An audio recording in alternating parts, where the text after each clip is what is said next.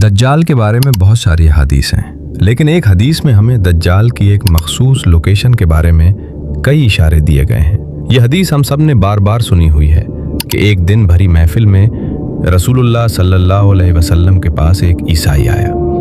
उसने इस्लाम कबूल किया और अपना वाक़या सुनाया कि मैं और कुछ लोग अरब से मशरिक़ की तरफ रवाना हुए।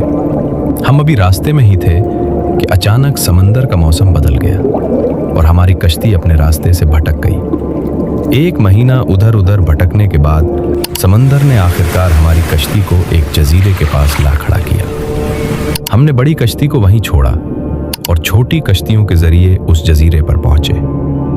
वहां हमारी मुलाकात एक अजीब किस्म की मखलूक से हुई जो बिल्कुल काली थी और उसके जिस्म पर बहुत ज्यादा बाल थे।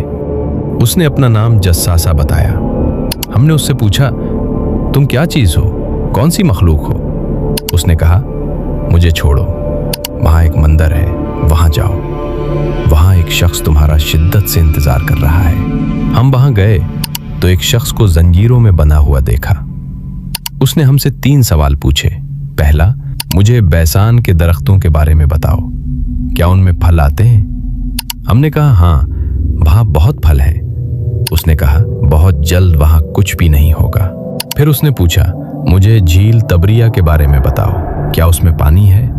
हमने कहा, हाँ, उसमें बहुत पानी है। उसने कहा, बहुत जल्द ये खुश्क हो जाएगी। फिर उसने कहा, मुझे उस नबी के बारे में बताओ, क्या वो यसरब आ चुके हैं? हमने कहा, हाँ। ये सुनते ही उसने कहा, अब मैं बताता हूं कि मैं कौन हूं। मैं दज्जाल हूं और बहुत जल्द मैं अपनी कैद से आजाद हो जाऊंगा और तमाम इलाकों में जाऊंगा सिवाय मदीना के। रसूलुल्लाह सल्लल्लाहु अलैहि वसल्लम ने लोगों से फरमाया, ऐ लोगो, ये यसरब है, ये मदीना है।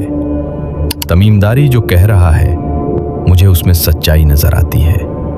याद रखो, दज्जाल ना यमन के समंदर में है और ना शाम के समंदर में, बल्कि मशरिक में है।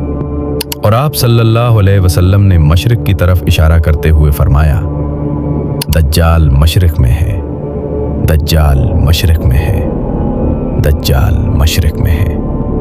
अब सादा सी बात है, मशरिक की तरफ सफर के बाद उनकी कश्ती एक जजीरे पर रुकी थी, लिहाजा हमें मदीना के मशरिक में जजीरों को देखना चाहिए। मदीना के मशरिक में बहराए अरब है और उसमें 4 बड़े जजीरे पाए जाते हैं, लक्षद्वीप, सख्तरा, मुसीरा और उस्तोला। हदीस में वाज़े कहा गया है कि दज्जाल यमन के समंदर में नहीं होगा तो ये जजीरे निकल गए। अगर मदीना से मशरिक की तरफ सीधी लाइन खींची जाए तो वो उस्तोला जजीरे से गुजरती है। और जब जस्सासा ने उन्हें एक मंदिर की तरफ भेजा था तो उस जजीरे पर मंदिर के आसार होने चाहिए।